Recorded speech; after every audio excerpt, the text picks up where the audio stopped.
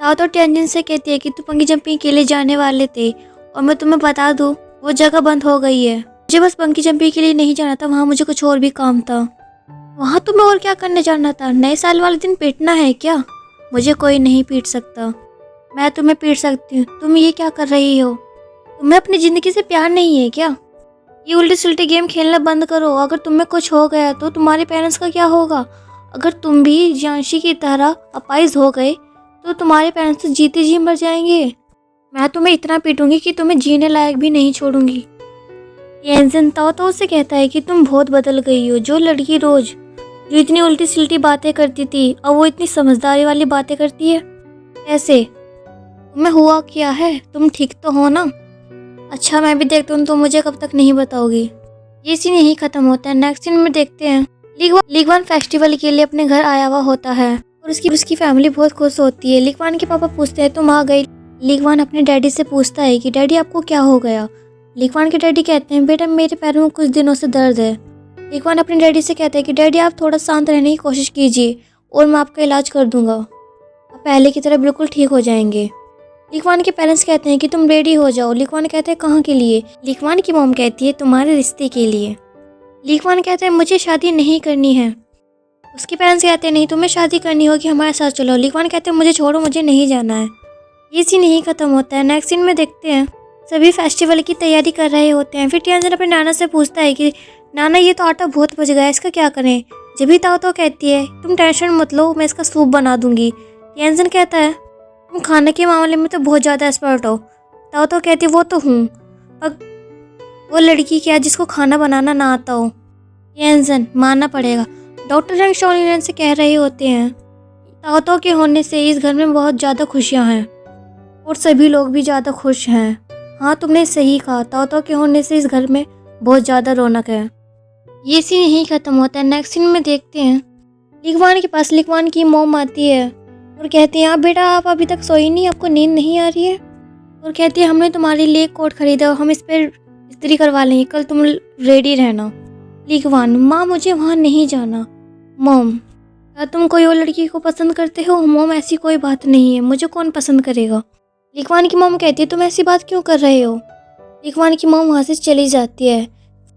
फिर लीगवान शिंग शिंग के साथ हर एक बिताए गए पल एक एक मोमेंट को मिस करने लगते हैं।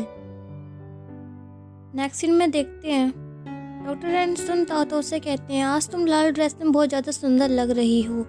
हाँ मैं जानती हूँ सब न्यू ईयर पर लाल रंग पहनते हैं, ये चीज़ तो समझ में आती है, पर मुझे लगता है कलर कोई सा भी हो क्या फ़र्क पड़ता है, और मेरे तो काले कपड़े ही ज़्यादा अच्छे हैं। मैडम कहती है लाल रंग ही अच्छा है, न्यू ईयर पर काले कपड़े कौन पहनता है? मैडम तातो को बुलाती है और कहती है तुम यहाँ आओ। मैडम और मास्टर कहते हैं कि हम तुमको रेड पैकेट देने वाले हैं, पहले हम लोगों के लिए कुछ अच्छी बातें कहो जब तुम्हें ये रेड पैकेट दूंगे। फिर तातो वहाँ से जाती है। फिर मैडम पूछती है कि क्या हुआ? तातो कहती है अभी रुके। फिर वो डॉक्टर रैंक और शोंगली रैंक को लाती है और फिर तातो कहती है मैं चाहती हूँ आप लोग सभी स्वस्थ रहें और खुश रहें, एक साथ रहें। मास्टर और मैडम तातो को रेड पैकेट देते हैं और कहते हैं अब ये बहुत ज़्यादा समझदार हो गई है। फिर टियानजन मास्टर से पूछता है आप उंगलियों पे क्या काउंटिंग कर रहे हो? मास्टर कहते हैं मैं अपने दिन गिनाऊँ कि मैं कब तक जिंदा रहूँगा। फिर जब भी टेंशन कहता है आप टेंशन मत लीजिए, आप दोनों 13 साल तक साथ ही रहेंगे। फिर टेंशन को भी रेड पैकेट देते हैं। टेंशन कहता है आप लोगों का धन्यवाद। ताओ तो रेड पैकेट खोलती है और कहती है इतने पैसे? हाँ इतने पैसे। फिर टेंशन कहता है मेरी सीनियर हो तो इसलिए तुम्हें भी मुझे रेड पैकेट देने होंगे। ताओ तो कहते हैं मेरे बारे में पहले कोई अच्छी बातें कहो जब मैं तुम्हें रेड पैकेट दूंगी। फिर दोनों थोड़े से झगड़ने लगते हैं। इसी नहीं ख़त्म होता है। नेक्स्ट सीन में देखते हैं डॉक्टर और मिस्टर हु होते हैं और जब भी वहाँ तातो आती है और कहती है आपने मुझे बुलाया? हाँ। फिर डॉक्टर तातो को कुछ लोगों से मिलवाते हैं और ये बताते हैं कि जियांग फैमिली की इकलौती वारिस है। वे कहते हैं हम लोगों ने सोचा भी नहीं था कि हम जीते जी जियांग फैमिली की इकलौती वारिस को देख पाएंगे। के सामने झुकते था तो कहते हैं मेरे सामने मत झुकिए, आप मुझसे बड़े हो। वे कहते हैं अपने सामने मुझे झुकने से मत रोकिए। ये भी मास्टर कहते हैं तो तुम पे बहुत बड़ी जिम्मेदारी है। तो कहती है हाँ मैं जानती हूँ। इसी तरह से भी बातें कर रहे होते हैं। तो मास्टर से कहती है मुझे आपसे कुछ बातें करनी है। फिर मास्टर से कहती है आप इन्हें बहुत अच्छी तरीके से पढ़ा लिखा कर लाए हो, मेरा पढ़ाई में इंटरेस्ट जगाने के लिए ना। इसलिए ना यहाँ लाए हो ना। मेरा मुंह बंद मत करवाइए, तुम शांत रहो। ये सीन यहीं ख़त्म होता है। नेक्स्ट सीन में देखते हैं मेडिकल सेंटर में सभी होते हैं और तातो अपॉइंटमेंट की लिस्ट लेती है और कहती है जिसका भी लिस्ट में नाम है वो चेकअप करवा लीजिए।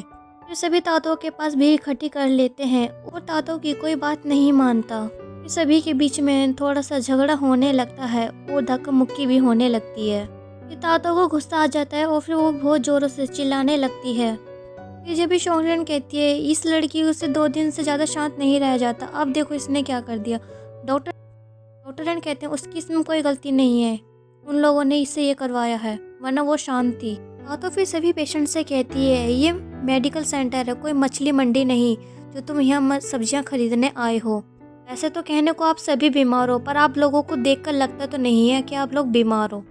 तुम लोग सभी अपनी आदतें सुधारते नहीं हो और चाहते हो कि तो मेरे मास्टर तुम लोगों का इलाज करें। अगर तुम लोग अपना ध्यान नहीं रखोगे तो यही सब होगा ना। मेरी बात ध्यान से सुनो, जिसका भी अपॉइंटमेंट है वो ही यहाँ आएगा और सब यहाँ खड़े होकर वेट कीजिए। तातो रुबेका के पास होती है। जब भी वहाँ लिखवान आता है और कहता है मैं थोड़ा सा लेट हो गया। तातो कहती है तुम थोड़े नहीं बहुत ज़्यादा लेट हो गए।